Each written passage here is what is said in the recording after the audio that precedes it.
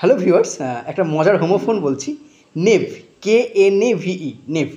নেভ শব্দটা আমি প্রথম শুনেছিলাম জুলিয়াস সিজারে ম্যারুলাস এক কমন সিটিজেনকে একটু অভিযোগ করতে, একটু রাগ দেখাতে শব্দটা ব্যবহার করেছিল। KNAVE, নেভ মানে হচ্ছে বাংলায় হতচ্ছাড়া, পাজি, ডেপো এই টাইপের।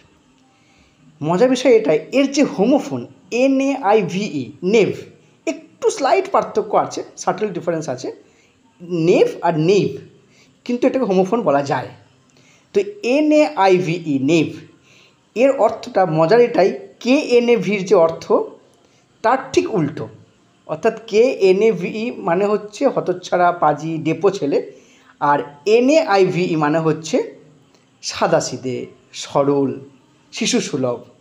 তো হোমোফোন তো জানি আমরা, কিন্তু দেখো অর্থটা অপোজিট হয়ে যাচ্ছে, এরকম হোমোফোন কিন্তু কমই আছে। তো এটা একটা মজার, তাই তোমাদের সাথে শেয়ার